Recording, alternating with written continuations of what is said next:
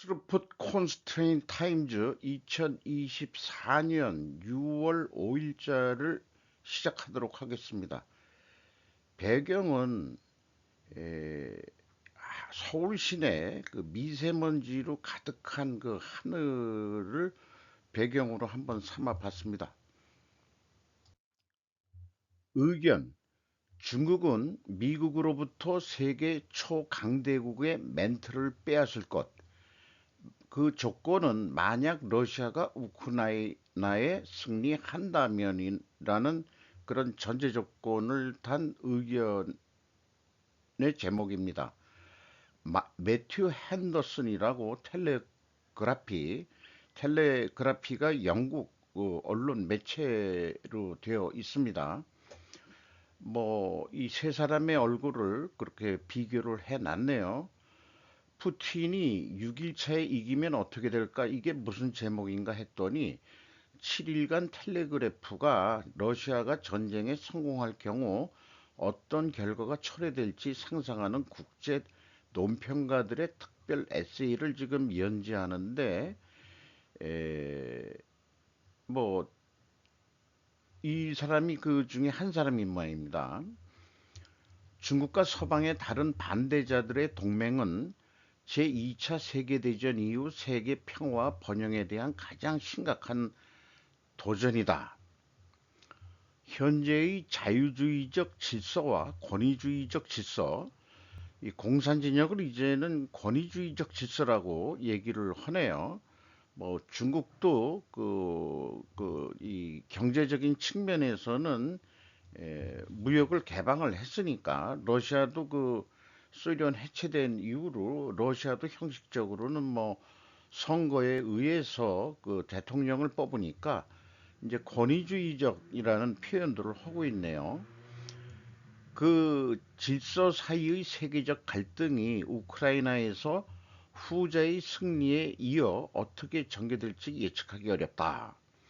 자, 러시아가 승리를 하면은 어떻게 될 건지 일례로 중국은 푸틴의 승리를 자신이 원하는 세계 질서의 수정을 향한 주요한 도약으로 여길 것이다. 중국이 주도하는 새로운 시대라는 것이 시 주석의 비전의 수정주의적 성격이라고 그렇게 얘기를 하네요. 시 주석은 그래서 자유주의 규범에 대한 공동 공격을 할 것이다. 푸틴하고 같이.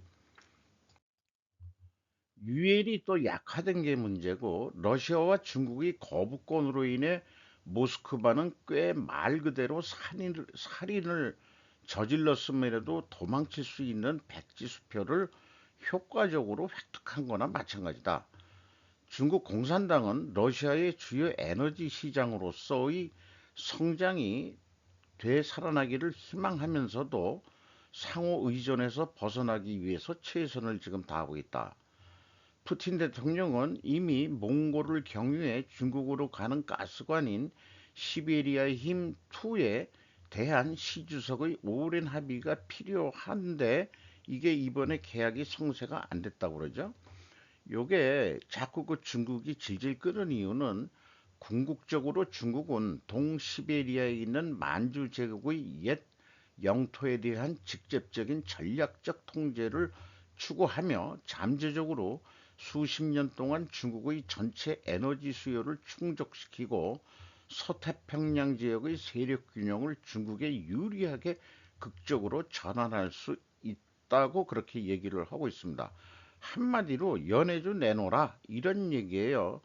그럼 브라디보스톡도 내줘야 되는 거냐? 실제 내줄지 어떤지 모르지만은 브라디보스톡에서 중국 군함이라든지 그 경제 뭐 이런 그 어떤 그 항구 이용권이라든지 이렇게 되면은 중국이 지금 그 태평양으로 나가는데 유리한 고지를 점령할 수 있는 거 아니냐 이런 얘기고 아마 지금 현재라도 브라디보스톡에 중국 군함이 그 수시로 들락날락하는 거를 푸틴이 허락하니까 자기네들이 해상 군사훈련도 지금 가끔 하고 있죠. 저기 이 보여주는 거 우리 그 한일 앞에 뭐 동해까지 와가지고, 그리고 그 일본의 그 이 본토하고 홋카이도 그 사이의 좁은 해협을 또 통과하는 그런 시위도 했었다고 그러죠. 중국은 서방이 우크라이나를 효과적으로 방어하지 못한 원인이 된 정책의 혼란과 분열을 더욱 이용할 것이다. 근게 지금 끌어모으고 있는데 중국이 이 많은 뉴스들을 다 알고 있는 거네요. 이 논평가가 기타 움직임은 단순히 대만 침공을 지원하기 위한 전쟁 상자를 채우는 것으로 읽어서는 안 됩니다. 이러한 정책은 아시아 브릭스 및 글로벌 사우스를 중심으로 한 세계 질서에 대한 수정주의적 중국 제국의 전략적 기반이기도 하다. 그러니까 중국이 한마디로 패권을 가져가려고 그런다. 이런 얘기겠죠. 그러나 성장 정체와 디프레이션의 위험은 현재 중국 경제 얘기죠. 시 주석이 현재 대만 해협에서 잠재적인 적대 행위를 위한 무장과 조직에 대한 지출을 억제해야 하는 상황이다.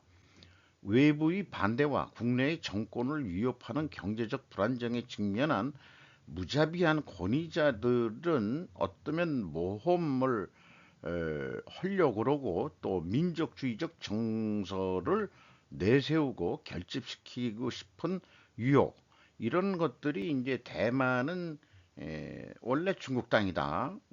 이런 거를 얘기를 하는 거죠.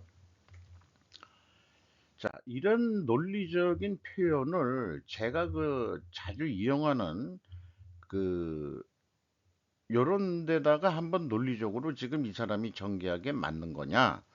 그럼 다시 한번 정리를 해봤어요. 만약에 러시아가 우크라이나에서 승리한다면 그러면 중국이 미국 초강대국 멘트를 빼앗을 것이다. 왜냐하면은 자유주의 규범을 그 러시아하고 공동으로 공격할 수 있기 때문이다.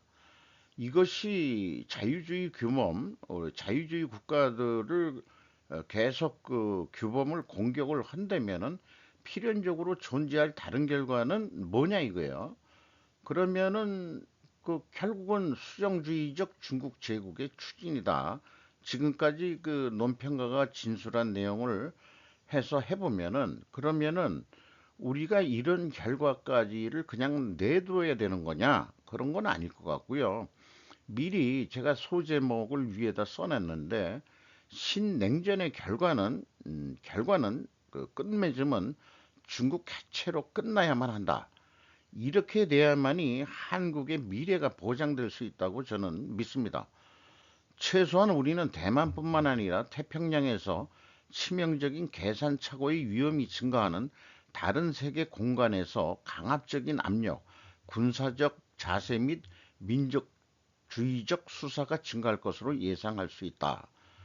푸틴의 피비린내 나는 모험의 즉각적인 비극 뒤에 시 주석은 세계 안보의 주요 주체로 이렇게 남을 것이다. 이런 표현을 했네요. 뭐 중의적으로 쓰려고 매우 노력을 하고 있네요. 좀 이렇게 그 노골적으로 표현 안 하고 이런 면에 대해서 이 텔레그라프가 영국 매체니까 영국과 그 동맹국 나토겠죠. 그 파트너들은 이러한 현실에 대해 그들이 요구하는 관심을 가져야 하지 않느냐. 좀 경각심을 가지고 대처해야 되지 않느냐. 이런 얘기인데 이게 이제 그 남아프리카 공화국에서 그 뭐 열린 그 글로벌 사우스 뭐 회의 때 러시아 이제 푸틴은 안 왔고 외무장관이었죠. 그다음에 이제 인도 수상, 아프리카 그 연합 회장인 것 같기도 하고 이 사람이 남아프리카 공화국 대통령인가 모르겠. 그러니까 시진핑 역시 가가지고 있고 요것도 그 브라질 브릭스 회의였군요. 브릭스 여기 뒤에 브릭스 서밋이었으니까 세상은 이런 상황이 되는 것 같습니다.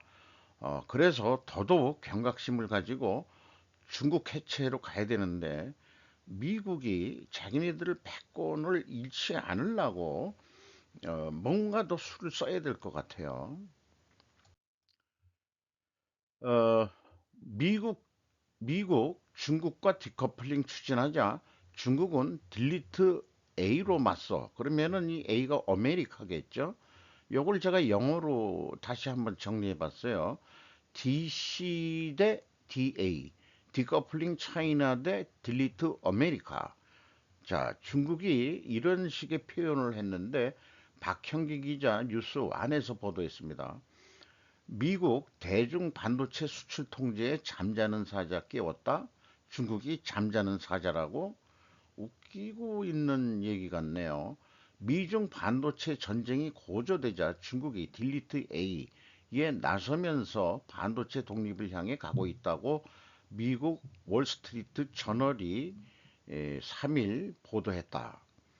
세계 최대 파운드리 반도체 업체 대만 TSMC의 전 임원 콜라드 광리영은 중국 반도체 산업의 현황을 언급하며 미국이 모든 것을 차단함으로써 잠자는 사제를 깨웠다고 평가했다. 미국이 중국을 억누르자 중국은 반도체 독립에 박차를 가하고 있다.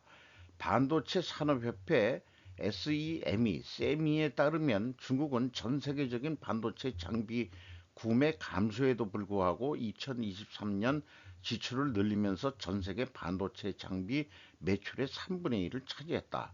그래서 그래프를 했는데 차이나가 이렇게 뭐 이게 그 단위가 35 빌리언, 빌리언이 100만 달러죠.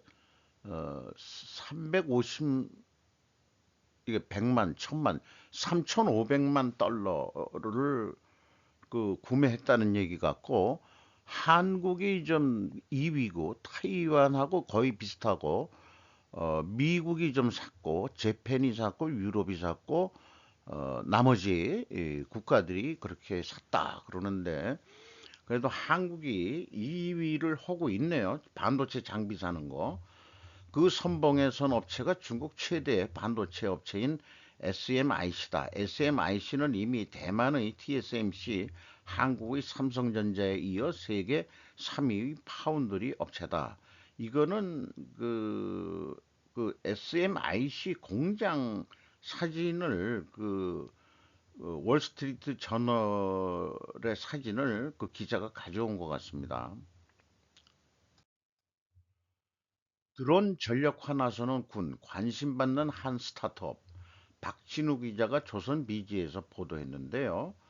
최근 벌어진 전쟁에서 무인 항공기 드론이 많이 사용되면서 드론의 전술적 가치가 올라가고 있다. 국군은 지난해 드론 작전 사령부를 창설하는 등 단계적으로 드론을 전력화하고 있어 기술력을 갖춘 국내 스타트업이 관심을 받고 있다. 방위산업청은 지난달 28일 소형 정찰 드론 획득 사업 입찰 공고를 냈다. 뭐 이래 가지고 쭉 설명을 하고 있는데요. 현재 군이 원하는 건 고정익 정찰용 드론이다. 뭐 이렇게 뭐 여러 가지 설명을 하고 있습니다. 여기에 이제 우리나라 그 기업들이 후성그룹 계열사 유콘 시스템, 그다음에 이제 억세스위, 네온테크, 넥스엔 뭐 테크인가 그런 것 같습니다. 그런 데가 모두 고정익 드론 기술을 보유하고 있다. 이 사진은 그 고정익 그 드론의 샘플인데 이건 유콘 시스템이 제공한 거라고 그러고요. 요런 것들은 이제 그 뭐 카메라 장비 있고 뭐 이렇게 해서 그 이 감시용인데 방위청으로부터 적투용 적진 적투라니까 적진 그 뭐랄까 침투용 적합 판정을 받는 보라스카이의 정찰용 회전익 이런 그 드론이라고 그러네요. 제가 그 북한 쓰레기 그거 할 때 다음은 드론에 대한 공격을 좀 그 방위해야 되지 않겠냐. 유승민 같은 친구는 뭐 지난번에 5대의 드론이 서울 상공을 와서 용산 대통령실 가까이까지 그 상공에 왔다 가는 거를 하나도 그 못한 우리나라 방위령이 한심스럽다는 등 뭐 이따위 발언을 했는데 그게 그 어저께든가 얘기했지만 풍선이나 이런 거 그 공격하기가 쉬운 게 아니죠. 그 오음을 떨어뜨리면 어떡할 거예요, 그러면은. 그리고 또 드론에 대해서는 드론으로 막는 방법뿐이는 없으니까 저는 이 드론 공격에 대비하자 그러면 우리도 정찰용 드론 다음 단계는 공격용 드론으로 피가는 코스여야 할 것이다. 이미 전 세계적으로 드론 공격이 가해지고 있고, 자살 그 드론도 있죠. 자살 폭탄 테러 같은 뭐 어쨌든 그런 것도 이거 정찰용이라고 하지만 그런 거 하면서 비밀스럽게 아마 하고 있을 거예요. 저는 그렇게 생각합니다. 시간이 좀 길어지겠는데 그런데 제가 그 기업체 분석 외에 셀프 컨스트레인 타임즈를 하는데 저를 그냥 늑다리라고 그냥 불러주시면은 늑다리 유튜브에 갑작스러운 한일중 회담 시작 방송 조회수가 증가의 원인은 무엇일까? 저도 깜짝 놀라가지고 정작 그 다음에 그 소개한 시작 진행 종교를 다 그 소개한 정리 방송은 334회 조회수가 있는데 이 시작 그거는 이제 배경을 이 전투함 요거 미국 거 전투함을 해놨거든요. 이게 2102회라면은 이거 뭐 제가 깜짝 놀랐습니다. 그 좋아요도 11개나 올리고 어 그래서 메인 컨텐츠는 스루프 어카운팅 실전 분석인데 저장 및 업로드 시간 이런 게 걸려서 그때 그 시간 걸려서 그때 좀 시간 아껴서 작성한 스루프 콘스트레인 타임즈를 병행하고 제가 있거든요. SNS 유튜브 분야는 조회수에 대한 원인 분석 이거 저는 할 수 없을 것 같아요. 제 능력을 벗어납니다. 그러니 이러니 다들 언제 그 사람들이 뭐가 궁금한 건지 그래도 그렇게 유튜브에서 조회수를 해줬는데 그러니까 다들 눈길을 끄는 제목들을 올리는 것 같다 이런 생각을 해보게 됩니다. 그래서 조회수 증가는 저한테 보이지 않는 에너지를 좀 얻는다. 그렇게 솔직히 좀 말씀드릴 수 있겠고 궁금하죠? 제가 올린 게 몇 분이나 봤을까 하고 또 그 재미도 없고 그런 건데 어쨌든 슬프 콘스트레인 타임즈의 주제는 생존 서바이벌이다. 그리고 국익과 기업의 이익이다. 그것이 국가의 생존이기에 개인도 마찬가지죠. 저는 그 슬프 콘스트레인 타임즈의 주제가 우리가 그냥 생존만 해도 다행이다. 음, 이런 급변하는 세상 속에서 이렇게 생각을 합니다. 자, 일본도 지역의사 부족의 일본의 해법이라고 해서 SBS에서 소개를 했는데 결국 그 우리나라하고 비슷하죠. 지방의대 졸업 후 의무적으로 일정 기간 현지에서 근무하도록 하는 지역 정원제를 확대하는 방안을 조율하고 있다고 니혼 게이자이 신문이 4일 보도했다는 거예요. 그래가지고 장학금도 주고 그다음에 이제 그 5년 동안 그 실습 단계 이런 데에서 배우게 하고 그리고 졸업 후에도 지역에 정착할 수 있도록 또 이렇게 뒷받침한다.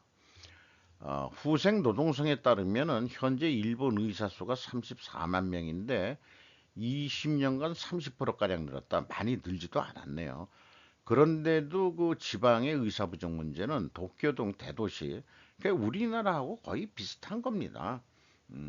그러니까 의대 정원 뭐 각 지방에서 늘려가지고 지금 일본하고 뭐 거의 같은 방법으로 어, 그 지역 근무 의무제 이런 거 좀 해서 그 고령화 사회가 되니까 애들 뭐 이런 거보다도 사실 그 고령자에 대한 그런 대응하는 의사 수들이 에, 좀 많이 필요하겠죠. 어, 일본의 한 종합병원 대기실 모습인데 우리나라보다도 한산하네. 저 그 병원에 요즘 정기 검사 아니 진료를 받으라는 게 이제 옛날에 뭐 1개월이었다가 이제 좀 건강 관리가 잘 돼서 그런지 3개월 만에 오라고 그랬다가 요즘은 4개월 만에 오라고 그래요. 1년에 한 3번만 가면 됩니다.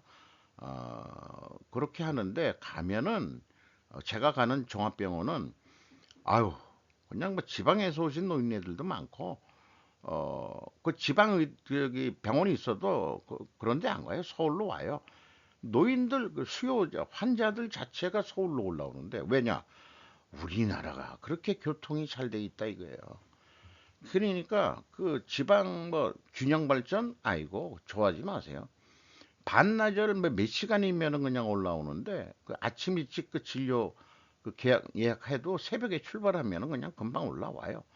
그리고 자녀들이 또 서울에 많이 살고 있기 때문에 문제는 노인들이 올라오는 것도 자녀들이 서울에 있으니까 서울로 올라온다 이 말이에요. 그런 거를 좀 생각을 해가지고 지금 뭐 의대 정원수 늘리는 거에 대해서 뭐 난 이해가 안 가요. 사실 그 왜들 그렇게 반대하고 정부하고 세력 싸움을 하고 의사가 뭐 대단한 사회적 신분인 줄 아는 모양인데 그냥 다 같은 월급쟁이 아니냐. 니들이 기능인이지 무슨 기술자냐. 그게 기능이지 만약에 자기 창의적으로 수술했다가는 난리 나요.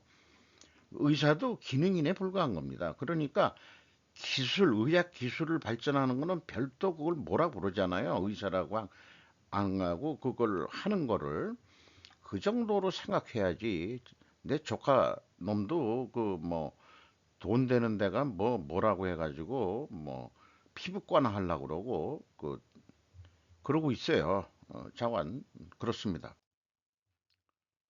파우치 정부 떠난 후 처음으로 의회 증언 청문회에서 오건 반출.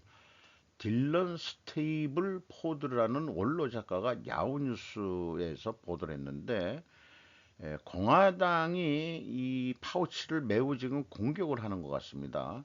공화당 의원들의 인신 공격을 견뎌내면서 얘네들도 인격 모독 인신 공격을 하네요. 코로나19 대응에 대한 보수적 음모론을 밝히기 위해 노력을 하고 있다. 공화당 애들이. 잘 모르겠습니다. 그게 그 모든 사람들이 다 주사 맞히게 하고 그 이 백신 만드는 업체들 녹아나서 돈 억수 벌었겠죠. 그래서 어쨌든 그 잘못된 정보로 인해 계속해서 자신과 가족들이 살해 위협을 지금 받고 있다라고 증언을 하고 있고 파우치 소장은 실험실 유출설을 현재는 부인하고 있습니다. 그, 그 어디죠? 그 중국 그 우 무슨 도시죠? 거기에 무슨 연구소 있었는데 그거를 부인하고 있다 그러고 파우치 소장은 영방법을 회피하려 했다고 주장한 전직 보좌관과 거리를 두고 좀 중의적인 표현인데 아예 그런 거 아니야. 파우치 소장은 계속해서 살해 위협을 받고 있다. 마조리 테일러 그린 의원은 파우치를 의사로 부르기를 거부했다. 뭐 이런 얘기까지 나오고 그렇게 되다 보니까 민주당은 파우치 소장을 거꾸로 옹호하고 있다. 트럼프 때 CDC 그 책임자였잖아요. 자, 물러났는데, 물러나가도 마음고생이 좀 많네요. 이런 거 생긴 거 보면 독일계 얼굴인 것 같죠? 독일, 나치, 그런 얼굴 같은, 그런 느낌이 듭니다. 이 왼쪽은 최근에 그 요구하는 6세대 HBM4 구조가 이렇게 생겼다는 거. 요거 그냥 뭐 인용 기사는 안 하고 그림만 그냥 가져왔어요. 그리고 오른쪽은 뭐냐? 현업에 있을 때 정권에 저항하고 물러난 놈은 한 놈도 없었다는 그건 감사원도 마찬가지 아니냐. 언론기관 및 보도 날짜로 인용을 그냥 생략을 허겄습니다. 아, 이게 그 문재인 정부의 국가 채무 비율 전망치 축소 왜곡 그 통계를 조작했다는 얘기 아니에요. 감사원 문정부 국가 채무 비율 전망치 153%를 81% 축소 왜곡을 했다. 실무진 내 이름 적힌 보도 자료 내기 싫어.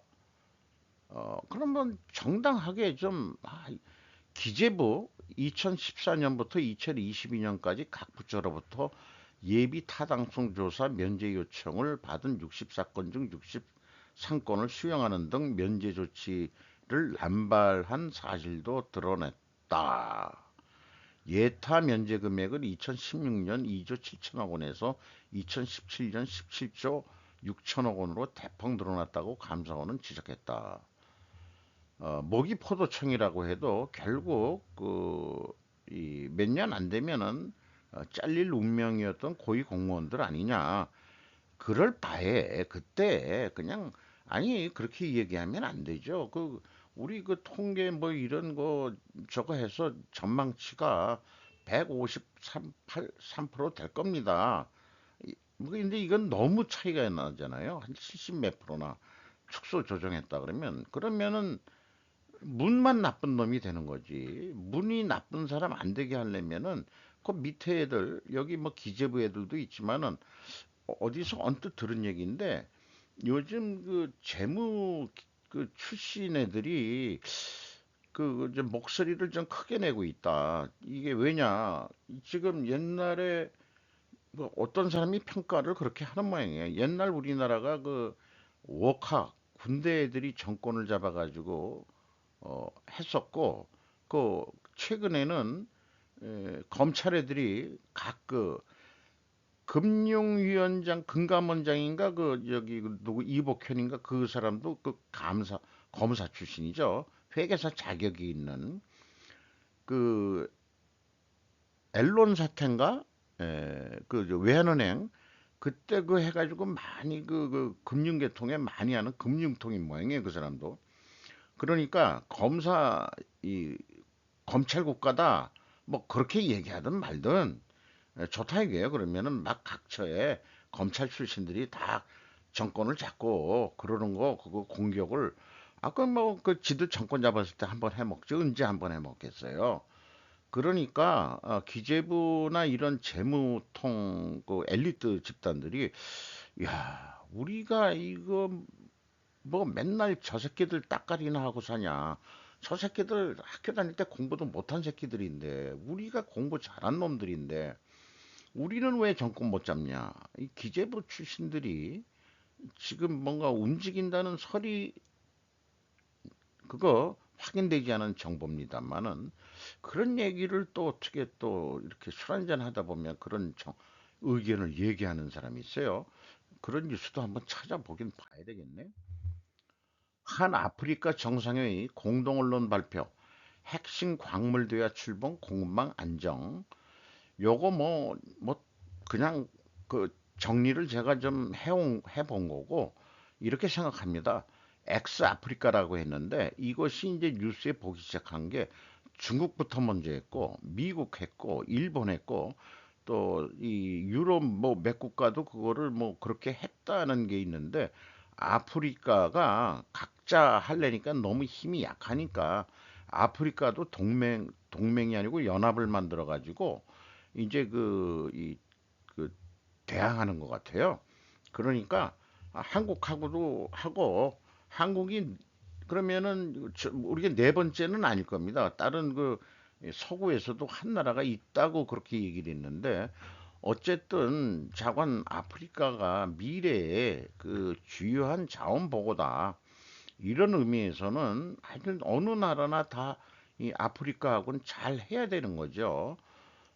며칠 전에 그 사일 지역 거기에 뭐 우라늄 그다음에 금 뭐 이런 것도 우리도 사실 좀 늦은 거지만은 우리나라는 맨날 새마을 운동 요 따위나 얘기를 하고 있었는데 중국 애들 지금 많이 비리 들어가 있고 그러기 때문에 결국 아프리카 땅에서도 거기서도 치열한 경쟁이 일어날 것 같습니다. 오래간만에 김건희 여사를 좀 소개하는 뉴스네요. 아프리카 배우자들 만나 우정 다져 협력 이어나가길. 요거는 그 청와대 무슨 거기서 딱 끝나고 나갈 때 인사하는 그런 모습인 것 같습니다. 뭐 이번에 그 참석한 데가 48개국 정상 대표에다가 4개 국제국이 아프리카 연합, 아프리카 개발은행, 아프리카 대륙 자유무역지대, 아프리카 질병통제예방센터 등이 참석했다. 자, 한국이 주최하는데 다들 이렇게 와 주신다. 감사한 일이죠.